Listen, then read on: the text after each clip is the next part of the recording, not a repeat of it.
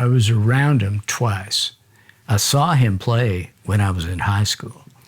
I think he had just gotten back from his first big tour of England when he was still acoustic. It was around the time of the Times Are Changing album. So all those folks that wish they could have heard Bob sing those songs, I got to hear him sing those. So, you know, he played at Wilson High School in Long Beach, which was right across town from where I was living as a kid. And I think we paid $3 to get in. And he sang, it was just him and the harp and guitar, you know, and he had some, I just remember, he looked, I can see this picture, he's got like this groovy like suede jacket and cool Beatle boots, and he looked like that Bob Dylan, you know. Didn't say a word. Played about, I don't know how long he played. I wasn't looking at my watch, but he played, you know, Don't Think Twice, and It's All Right, Ma, you know, and Times Are Changing, and like, wow, just stunning. Walked off stage, got in the car, then what? So he walked off stage. A few minutes later, out behind the curtain, he waves like big smile and splits like a curtain call. Come to find out, I got to know Bob Newirth really well years later, and he said, that was me. That was one of our bits. I had the same jacket. Bob's in the car. He's on his way up to L.A., you know. That's beautiful. That's very Bob. But the fact that he stopped in Long Beach was so cool. And I think he had a night off. It was probably a Wednesday or something, you know. He's on his way to play, I think he played San Diego. Man, you can look all this stuff up, right? I think he played San Diego, and then he had the Long Beach gig and went up and played Santa Monica Civic a few days later. A bunch of my friends were at that show too. You know, it was cool. And then I didn't see him. We were at Rolling Thunder. We had a night off in Lakeland, Florida. We were on the road, and that would have been 73. Is that about right? Maybe. I don't know. Yeah, look it up. Terrible years. Early 70s. We're on the road touring the South again, and some more. And we had a night off in Florida. And he played Lakeland, and we knew some of the players from that line. You know, Roger McGuinn, I believe, was there because it was sort of a rotating cast. You know, Joan was out there with him. Jack Elliott, who we knew. You know, we'd played with Jack when we were a jug band. So we kind of found our way backstage, and of course he's nowhere to be seen. But you know, the show was great. It was brilliant. I think that was the first night I met T-Bone Burnett, actually. But it was great. Went back to this big house that he was renting, and his family, I think. Probably Jacob was running around, a little kid, you know, like they're all like going like this. House full of kids. It was great. It was quite a trip. That film, that Scorsese Rolling Thunder film, was really good and pretty accurate as far as what was going on, you know. But we weren't around for the ins and outs. But he was wearing the pancake makeup and the sort of. It was pretty cool. It was a great band, and but I didn't see him. We didn't like, hey Bob, nice to see you, you know. And then we did the first Farm Aid back in 1985, and we had all, gosh, had I moved here yet? I was on my way. I had just moved to Nashville, but I was living in Colorado for 17 years prior to that. The last few years I was there, I lived up in Aspen, Colorado, and John Denver became pals of ours. We met John when he was renting a little condo in Aspen, like around 1970, and you know, we were playing the same little clubs, and he had a hit single, but not by him. It was Leaving on a Jet Plane by Peter, Paul, and Mary, right? We got to be friends, and we were playing at this club in Aspen called the Aspen in the Continental Inn. It was in the basement of this, you know, wasn't anything fancy. Our opening act was Steve Martin because we had the same manager and we loved him. But John came by one night and he wanted to sit in. We're like, great, come on. And I can't remember what we sang. We did some. Wasn't Rocky Mountain High, because I don't think he was there yet as far as songs go. But I got pictures. It was fun. After the show, we went back in the dressing room, and he went, man, I really wanted to put Mr. Bojangles out as a single, and I've heard this story from other artists. And we're never thinking about it. I beat you to the punch. But he said, yeah, you guys, this is a good version. I'm glad you had a hit with it. And he says, well, I want to play you this new song. And he plays us Country Roads. And we all just kind of leaned back and we went, well, yeah, we think you're okay. I mean, talk about a song that has aged wonderfully. Wonderfully. I was watching some football game in Germany. Right.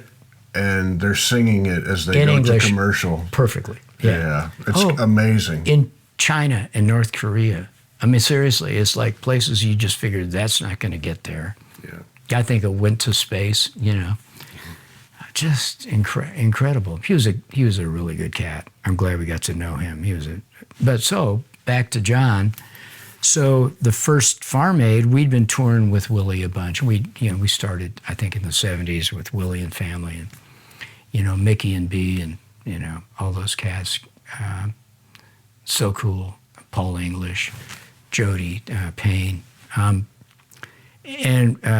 we got this call. Hey, Willie's doing this thing called Farm Aid. Would you like to do it? And we're like, yeah, that'd be great. Then Denver signed on, and he said, would you be my band to us?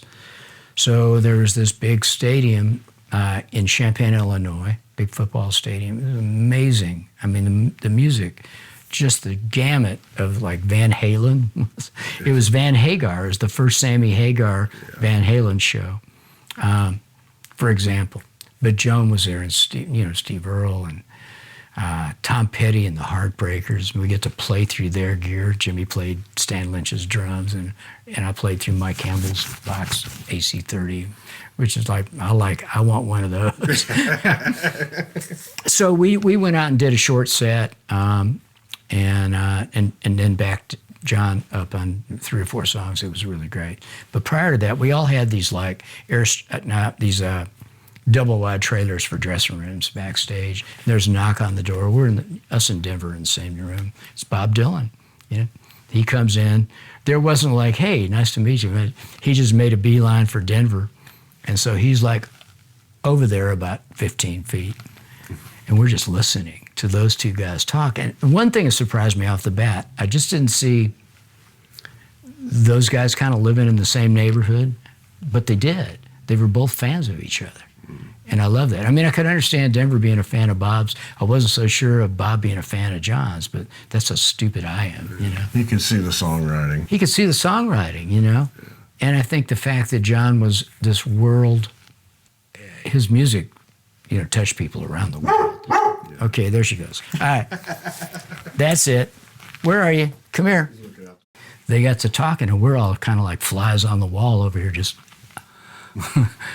And, what have you been up to? And Denver's like, I'm playing a show in China, or I'm doing things, I'm going to go around the world with Jacques Cousteau, and, all the great environmental stuff that he did, for example. And what are you up to, Bob? And he's like, well, I'm going to Russia and doing a poetry thing. It was like just these things, he's picking out these little pieces of stuff, and then next thing you know, it's like another knock on the door. Bob, time to go. So he splits, and that was it. There was no like, that was my Bob Dylan story up until that point. And then years later, Al Cooper is a really good friend of mine. And in fact, he... The story when Matrace and I got married, he played organ at our wedding, and the people walking in, it was green sleeves walking in and green onions walking out. It was pretty great. We weren't expecting that, but got everybody kind of boogieing. It was cool. We were out in L.A. for the Grammys in 1990, for the '89 Grammys. I think it was in February, Los Angeles. And we had a great night, and the Circle Volume 2 record won 3 Grammys actually that night. And it was a big deal, really, really just amazing show. And big night for Bonnie Raitt. That was kind of like when Nick of Time like exploded. And it was really cool. Everybody else went back home after that. And I stuck around for a few days. They didn't kick me out of the hotel yet. And they were doing a tribute concert for Roy Orbison at the Universal Amphitheater. And some friends of mine were musical directors. I believe it was either Don Was or T-Bone Burnett. I can't remember. Maybe Al was involved in this as well. We're kind of the musical directing, herding the cats of all the various, acts that were doing Roy's music. It was great. And they asked me to come sing with some guys, doing backgrounds on Only the Lonely. It was great. I mean, it was a great night to be there as an audience guy and actually getting up on the stage for a little while. After the show, Al says, hey man, you got to go say hi to Bob.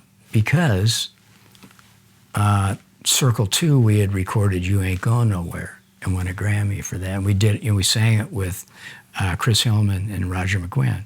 Nice. And that was really fun because everybody loved it, from Sweetheart of the Rodeo, and it never got its due. They wouldn't play it on the radio. Our version ended up being a top 10 country hit.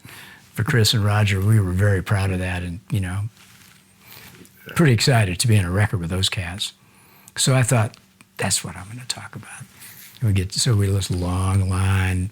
There's these tents, one of these tent kind of things, velvet ropes, and Al and I finally got up to in the receiving line, as it were, and there's like this room, a little curtain, and somebody comes back and says, Bob will see you now. So Al walks in and says this really nice thing about who I am, which didn't really matter, but thank you, Al, being my publicist.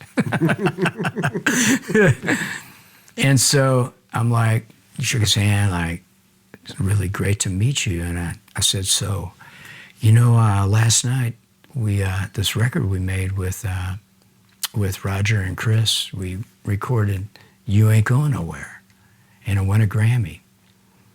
And so we got this Grammy because of your song. And he looked at me and he went, you sure did, didn't you?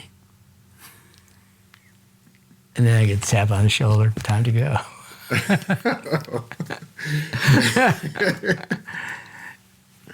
Just like that. So I've been analyzing what that meant. He was smiling. I have buddies that I consider really esteemed members of the music community that have stories just like that. Yeah. That's kind of it. We would all love to know. I mean, I don't know if you knew Bucky Baxter or not. Did you know Bucky? I didn't. Well, Bucky was a pal of mine, and we used to talk about, because he played in Bob's band forever, played steel guitar, and he said, for one thing, he always had to sort of initiate the conversation. It always had to come from him. It was never about music. It was about sports or food or cars or something else, Yeah. But he and Bucky loved to shoot the shit, I guess, about like fishing. Pretty cool, He's an enigma, but man, we all love him. But man, he sure has led us all down some paths that we're grateful for. Everyone. I mean, everyone, all of the aforementioned folks like Jerry Jeff or Prine or Goodman, I can't imagine. It's incredible. I mean, I'm so glad I got to see him. One quick little aside. A few years ago, we did this album of Dylan songs called Dirt Does Dylan, which was really fun. And, obviously the catalog is so deep, and we ended up with 80, and then we had 50, and then we had 12, then we had 10. But one of the tunes, we did a version of Times Are A-Changin', which seemed really appropriate, by the way, right then in 2020, I might add. And it still is, But we had some great folks that were kind enough to come in and sing on it. Roseanne and Steve Earle and the War and Treaty and Jason Isbell. And I said, I said, what verse do you want to sing? And he said, I don't care, they're all great. So I got to see him. I mean, gosh, I saw him out at Starwood. I don't know if you lived here back then when Starwood existed. What year did you move to Nashville? I'm terrible at years. It was almost 20 years ago. Okay.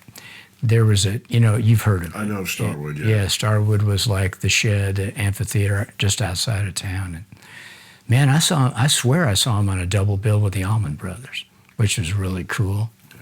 And didn't recognize a single song and because, he was being Bob until he got to the guitar riff for All Along the Watchtower. It's like, I know that song. Crowd goes wild. But I saw him. I tell you something was cool. When I lived in Colorado, I took my boys, and I think this is 1980. Shoot, I can't remember what year it was when Tom and the Heartbreakers were his band when they did that tour. I saw that at Red Rocks. And the guy that promoted it was our manager, so we got really good seats.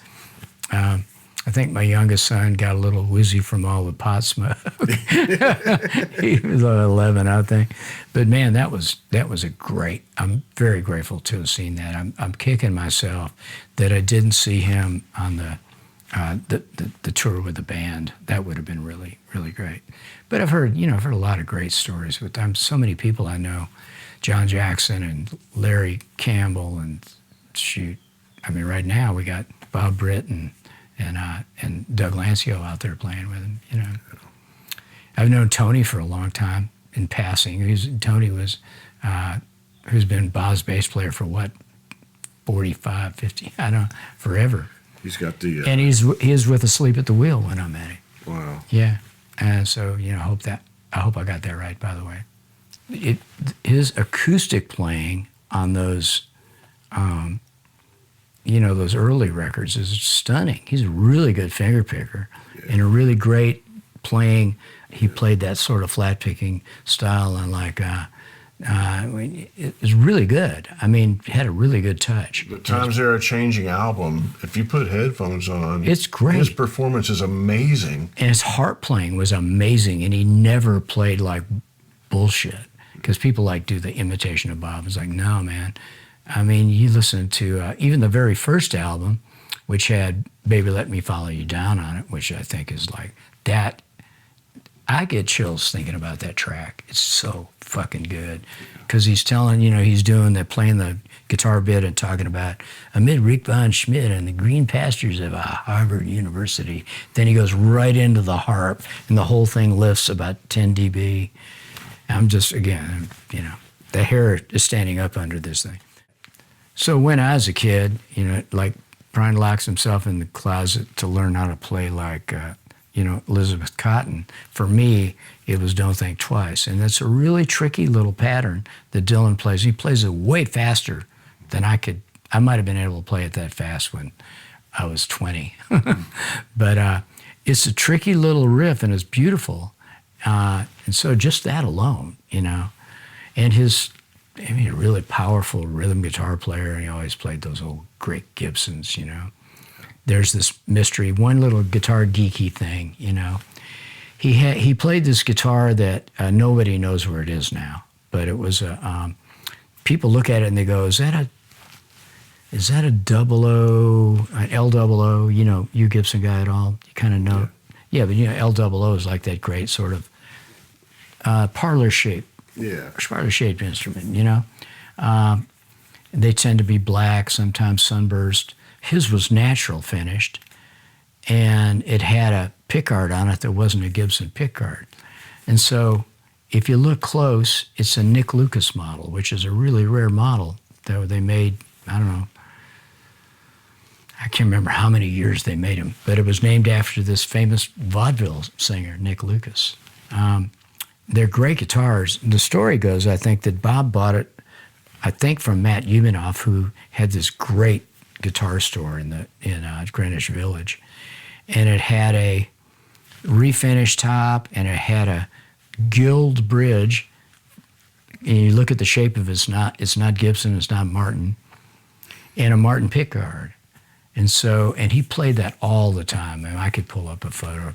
If you pull up photos from that particular era, that's probably what he was playing when I saw him in Long Beach in high school.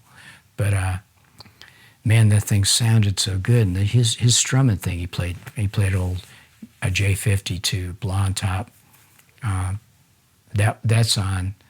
I think that's on the cover at times. They're changing it and playing that. Yeah. Then eventually he was a Martin guy, and he Stratocasters and Telecasters, and all the Dylan guitars. If you go online and go Bob Dylan gear, it's crazy. And I think when Like a Complete Unknown, the film, the Timothy Chalamet film came out, Gibson did a whole run of Bob gear. There was a J200 and this Nick Lucas that they recreated, and I think the J50, the Bob J50, pretty cool. It's Bob Dylan.